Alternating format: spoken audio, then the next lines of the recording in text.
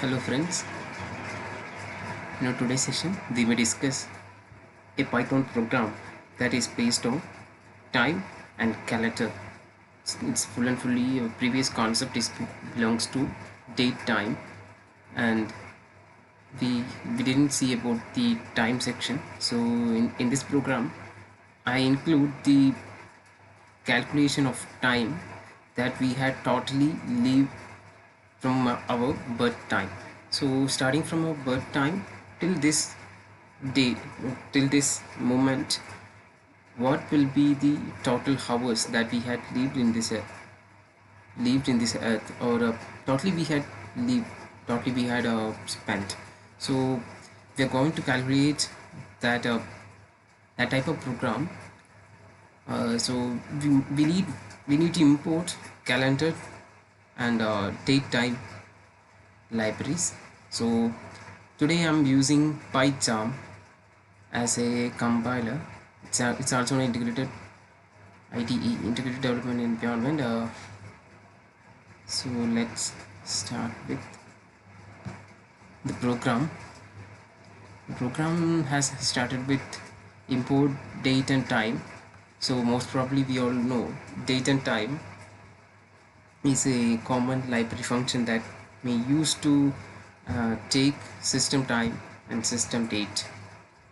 And in second, from calendar, yes, calendar is an library function. Also we extract month length. It's a sub keyword, or how can I say, means in calendar each and every month has a certain length. That July consists of 31 days and June consists of 30 days. So this is called month length. So a month should contain 30 or 31. If it's leap year, the probably the February has 29. So this will be calculated using calendar library functions. And third line, in our previous video itself we may see how to import dates, and this is the user input that declares tt, mm and yy. And next I'm taking some variables for system date, system month and system year. For day, month and year I had declared some variables. And next, so for say storing leap years and past month and current month, I had used c underscore m. Here is a loop starting from here ending there. So this loop will check how many leap years that if I give you an example that 1998 to 2019 there is 5 leap years. To 2000, 2004, 2008, 2012, 2016. So there is 5 leap years in between birthday. So one day will be increased, or one day will be more than compared to leap year. One day will be more. So most probably the program code will check that and store it in a list. We can also store it in an array, but I prefer more in list. So list can be easily fetched and list can be more easy to process. So, and the length should be stored. The I had declared the list here, no, same list length should be saved as L. And this is a built-in function that I had it's all in our theory section.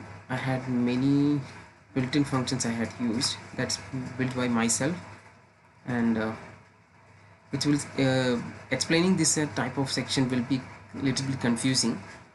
But the loop section I had decreased the way of execution, that a program should have a normal way of execution. But if you use more type of iterative sections, it is not good for program. It will take some times, just it will increase seconds only, but that's not good for program. So I used some small 2 lines of code, that for loop and and a processing section inside the for loop, and after that I will process the data that's totally taken from the for loop, and again one for loop for the past month, because of how can I say, means in 1999 we had born in some January or February, March, so any month, so we need to subtract the month from the total month, so that will give you the count of the month, that how many months there we had used. So let's see.